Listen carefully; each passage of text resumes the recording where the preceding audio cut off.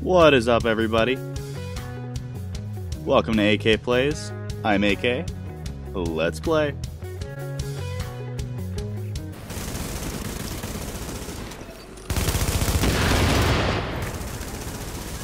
No! She wasn't ready!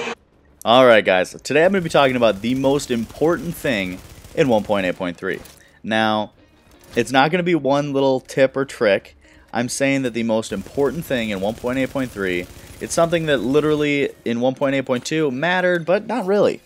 In 1.8.3, your team matters. I haven't had a feeling like this where you play the Division and the team is so important for so long. Like, 1.8.2, yeah, your team mattered, and I know throughout this whole game, throughout all the Division, all the updates, all the patches, team was important. Obviously, a four-man team is always going to be better than a solo, but in this patch, it has never been more important, in my opinion. Now, what I've noticed is a lot more cooperative four-man teams are having a lot more success than they did in the last patch.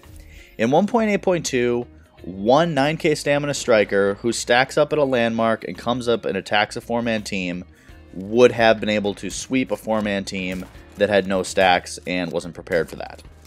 And literally, I could go solo manhunt with my 9k stam striker and have unbelievable success. I could fight off teams, 4-mans, 8-mans, 10 people, 12 people. It didn't matter. Because if you had 100 stacks and you could outplay them, you could take on teams like it was nothing. Nowadays, since Striker's been nerfed and you don't have that integrated healing plus the pluses damage and the huge amount of stamina, you don't have all of that, which makes team super duper important. Now, in this patch, no gear set other than Nomad has healing integrated in the gear set. And that is kind of an issue for some people. And especially if you're running solo or in a small group, it's very difficult to now run 4 DPS builds and hope for success. You have to have somebody running healer, you have somebody running a support build, and then you have 1 or 2 DPS builds. And basically, you're going to be trying to either have your DPS builds do a ton of DPS and rip through people very, very quickly so you can quickly move on to the next person and not allow people to build up in fighting you. Or you do the second route of gameplay in 1.8.3, which is keep your team alive long enough that they can continue to outplay and keep fighting off people and slowly beat the other people down and wear them down and win that way. Those are the two avenues of success that I'm seeing in the DZ right now. Either quickly ripping through people or slowly withering away opponents and beating them over time. The DPS route is usually going to have a good healer or a good support build and a big ol' pulse with a huge DPS build. That's usually, I put out a video a couple days ago that was my Lone Star with a big pulse, and that was the theory that we were going with on that one. In some of my other clips, especially Nomad clips, that one I have more stamina, and I'm going to be wearing down the enemies and slowly beating them over time by doing a bunch of damage that they're not going to be able to continue to heal up. Now, if they have a 4-man team, it's going to be a harder fight. And you're going to see a team become super important because they need to continue to get health back and have a good healer to keep them in the fight longer to be able to wither away and beat opponents that way. And if you have good support builds, you're going to be able to defeat the teams that are trying to quickly DPS you down. If you have a D3 player on your team, they're going to be able to prevent you from getting bursted down very quickly because you're going to have a huge stamina buff that's going to keep you very healthy. Plus, if you have a really good healer or a tactician, that tactician is going to be able to get you survivor links, rapid fire, because they have such good skill haste and great skill recovery. Plus, if you have a reclaimer, they have signature skill recovery incorporated in the box. So, having a good healer is going to give you health over time, ult production, and going to keep you alive and potentially a great pulse to help you do more damage.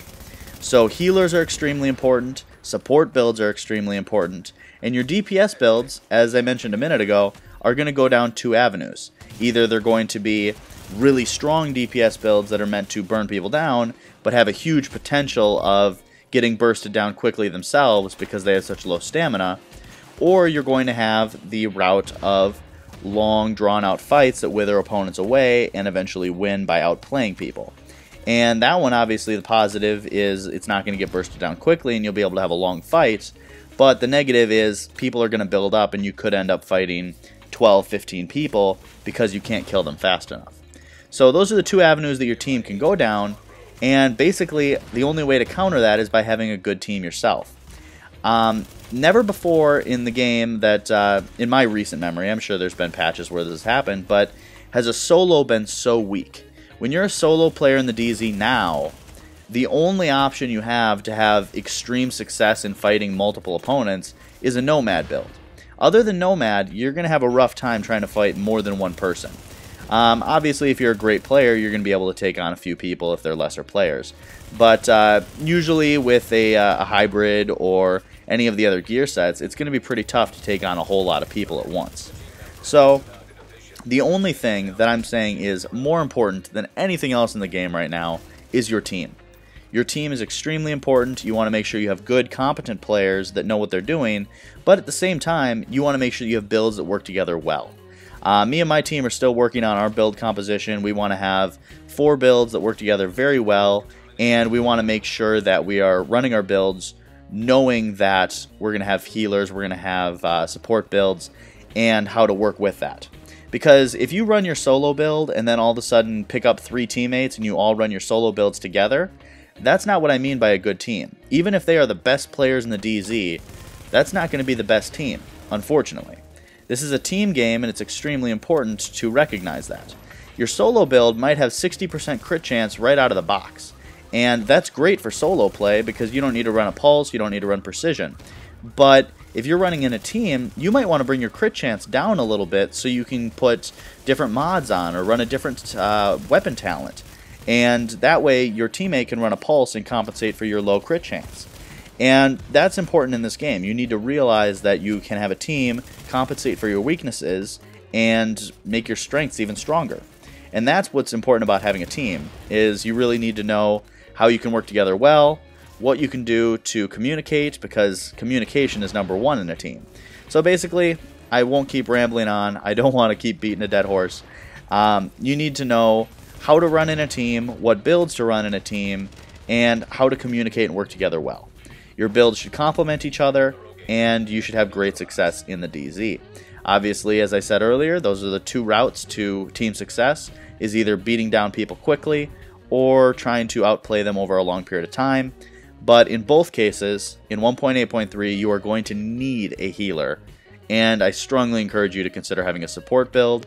I'm already seeing a ton of this in the DZ, so I'm sure that most people are catching on, or they are learning from each other and seeing that this is what's necessary in the DZ now.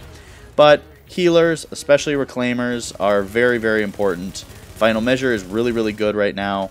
Even Tactician has its place in the DZ, and I would say that D3 is still almost unchecked. Obviously, Tactician sticky bombs can beat D3s, but it's pretty uncommon to see, and hopefully your DPSers can beat down a Tactician with 10k electronics pretty quickly. So that's all I'm going to say. I'm going to let the rest of the video play out. I hope you guys enjoy, and if you have any questions, put them in the comments below.